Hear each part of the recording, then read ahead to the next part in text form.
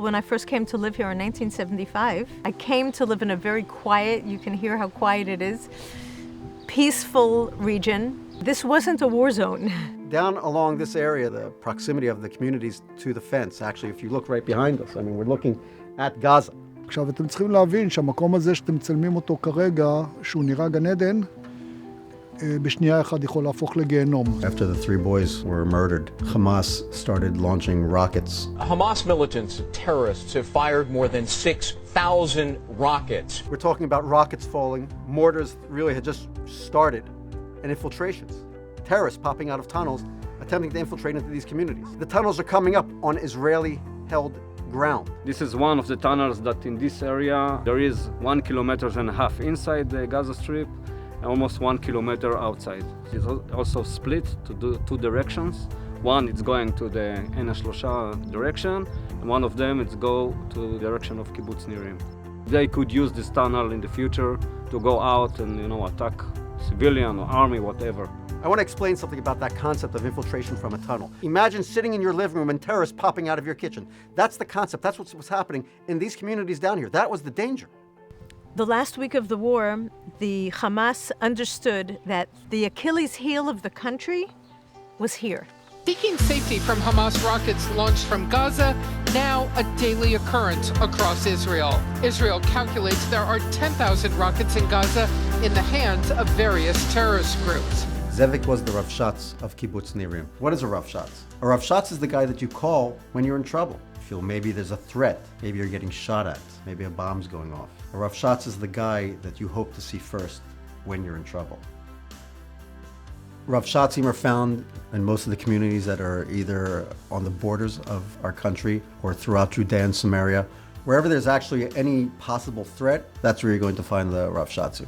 So Zeevik was here, Nitzan was here, and one other guy. Zeevik was in charge of the security. He was a paramedic. He was an ambulance driver. And Zeevik found himself outside more than inside during Operation Protective Edge. They were fixing up electricity failure, and the mortar hit them and they were killed together.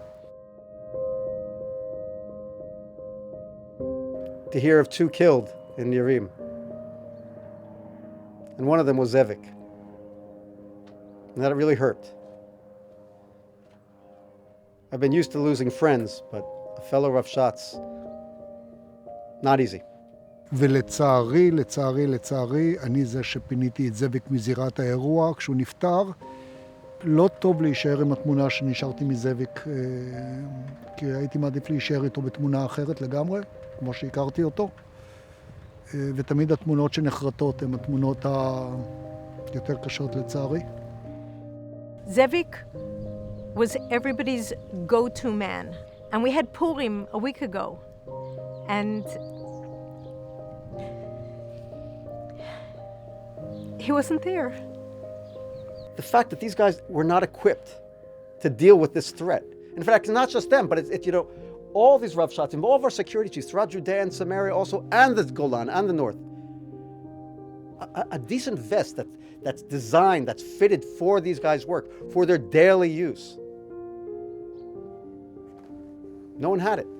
The army gives equipment, but not enough. We're getting from the army. It's not that we're not getting, but if it's possible, we need equipment that's more suitable for our needs, and it's expensive equipment. So we started Operation Zeevik to supply stage 1 300 vests.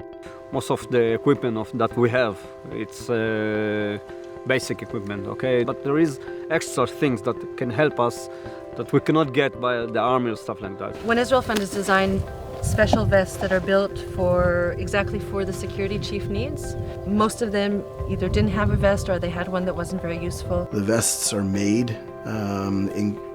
in conjunction, in partnership with the IDF, and we have taken upon ourselves to provide new vests for the RavShatzim.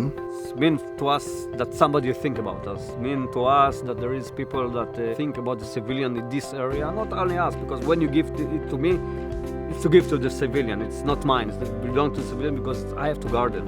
The means that help us cope with fighting for our homes. I think this is the best thing I can ask for.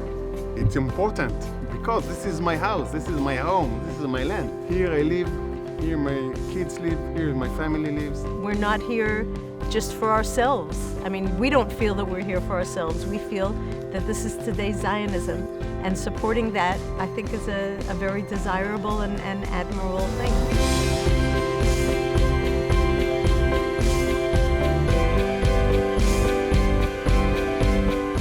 Supporters of One Israel Fund understood the need. Sometimes you have to go outside of your comfort zone, and One Israel Fund started bringing down needed equipment down south. זה מאוד חשוב, ותודה רבה. I thank you all. It's very good for us, and I feel safe. Thank you very much for all the donations that you're giving us, and don't stop. For all the equipment and the support. תודה רבה. This past December, when we gave out the first vests down south, to see Zeevik's son come out and be a part of it, giving out the vests that are being dedicated to his father's fellow RavShatzim and his father's memory, it's a very poignant moment. Zeevik was not a self-serving person. Zeevik just did stuff because he knew it had to be done. And, you know, I'm sure he's like up in heaven someplace looking down at this and thinking, wow.